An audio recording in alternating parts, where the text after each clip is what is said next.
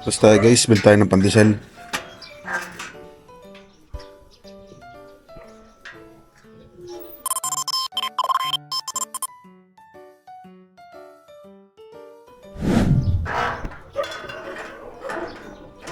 Sana meron pa.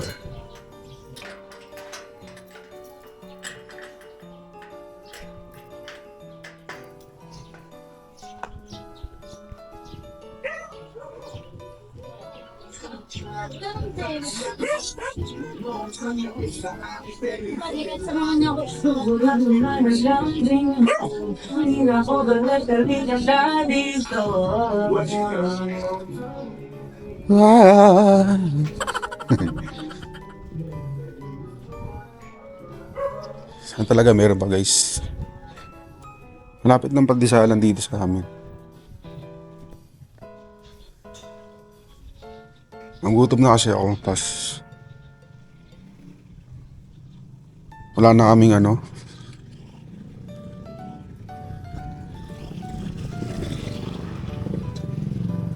Wala na kaming tinapay.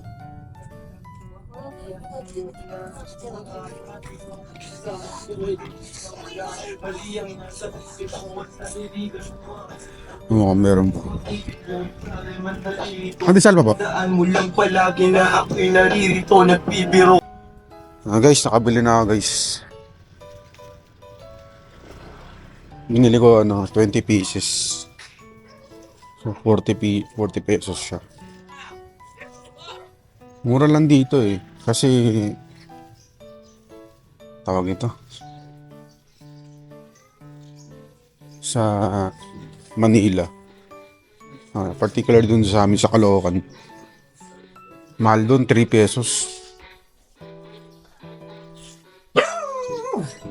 Ano si Tahol? Uy!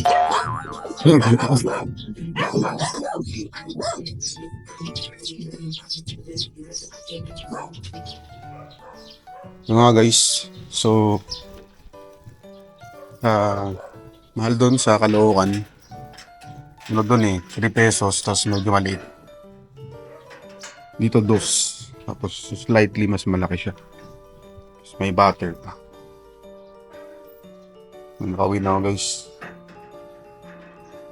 Naiihina ako.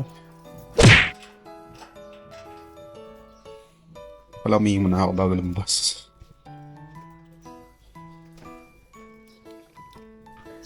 So yun guys, no, nalagay ko na sa loob yung pandesal. So, hindi lang naman tungkol sa pandesal tong vlog na to, no. Gusto ko lang din ma-share sa inyo na ganun pala, no, mas mura talaga dito sa Pasinaya, sa Cavite particularly. Kasi based on observation namin, karamihan, lalo na yung mga basic goods, mga bigas, ibang yung mga basic lang bigas, mantika, itlog, mga ganun, karne, yan, pandesal, mura dito. Pero ang tanging ang tanging concern ko lang is limited, no? Limited yung mga nabibili dito. Hindi siya katulad sa Metro Manila na halos nandoon na lahat, diba? Kasi maraming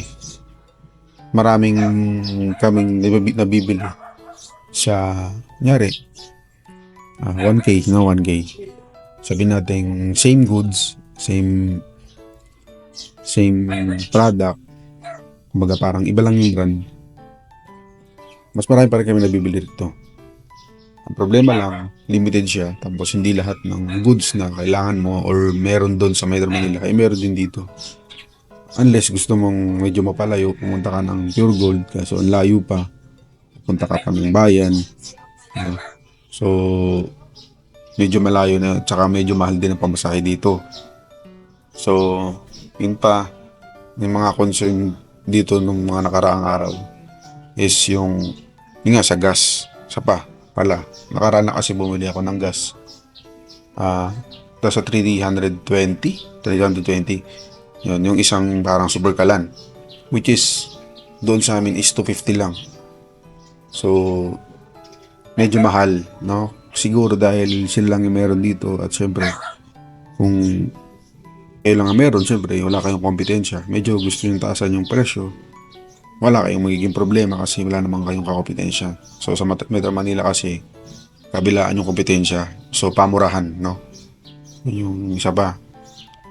Pero sa basic na mga bilihin, goods naman at wala akong naging problema. Nakakatuwa lang na minsan nakakapagmerienda kami na hindi namin nagagawa before. Gusto mo magmerienda na, sabi natin quick ganun. Hindi kami makabili.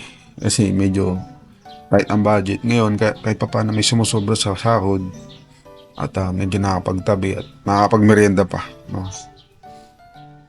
So yun guys, sa mga susunod na araw, share ko pa yung iba kong naging concern dito for the past few weeks na kakalipat na namin.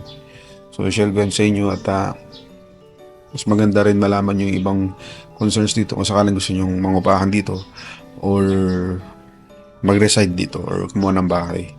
So kasi kami, ang ginawa namin is mangupahan muna kami. Try namin yung lifestyle namin kung papasok dito or pasado dito or magtutugma at yung neighborhood kung okay naman. Baga doon ako mag-base. So yun guys, maraming salamat. Peace. God bless.